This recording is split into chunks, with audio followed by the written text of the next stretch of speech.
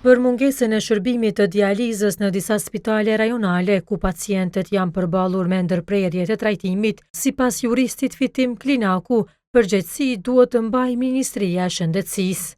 Në Ferizaj e Gjiljan, pacientët e ndërimit të pasditës javën e kaluar nuk kanë mundur të marrin terapinë e rregullt, ndërsa në Mitrovic të martën, për shkak të mungesës së materialit për hemodializë, terapia pacientëve u është dhënë vetëm në gjysmën e kohës, 2 orë nga 4 sa është paraparë.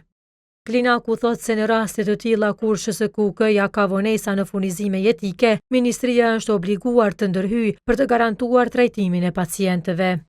Në rastin konkret, kur Ministria e Shëndetësisë për arsye të ndryshme nuk e ka ndërmarrë këto veprime të nevojshme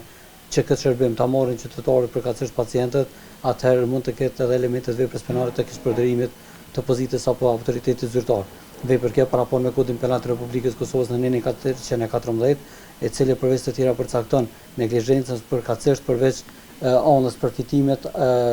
edhe dëmet të personave të cilët mund të pësojnë nga neglizhenca e personit i cili nuk i ka zhvilluar këto procedura. Ai shton se Kodi Penal e njeh edhe mosveprimin si formë të kryerjes së veprës penale, prandaj mosreagimi i Ministrisë ndaj situatës që prek trajtimin e pacientëve mund të konsiderohet si dëm që ndikon drejt për drejt në shëndetin e tyre.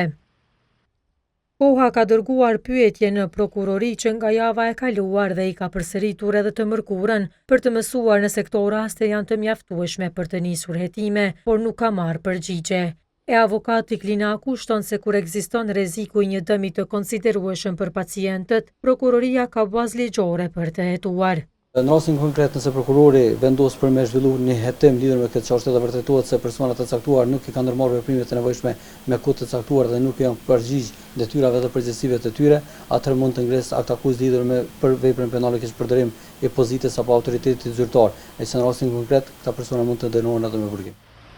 Ndërkohë, Ministria e Shëndetësisë e ka hedhur përgjegjësinë mbi SHSKUK-n, duke thënë se është në dijeni të situatës, por për pyetje nëse duhet të ndërhyjë që pacientët të mos përballen me pengesa, ka sugjeruar që përgjigja të kërkohet në shërbimin spitalor.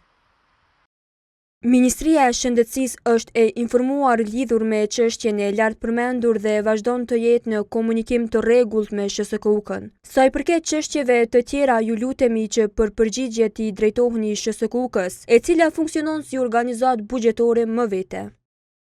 Shërbimi spitalor Klinik Universitar i Kosovës ka vazhduar ta mohojë se ka pasur ndërprerje të shërbimit dhe përmes një komunikate ka thënë se janë duke punuar që furnizimi të stabilizohet plotësisht. Koha ka tentuar të marrë edhe një prononcim nga një nefrolog në QKUK për rëndësinë e hemodializës, por ata nuk kanë pranuar të flasin, pasi QKUK-ja dhe SHSKUK-ja nuk u kanë dhënë leje.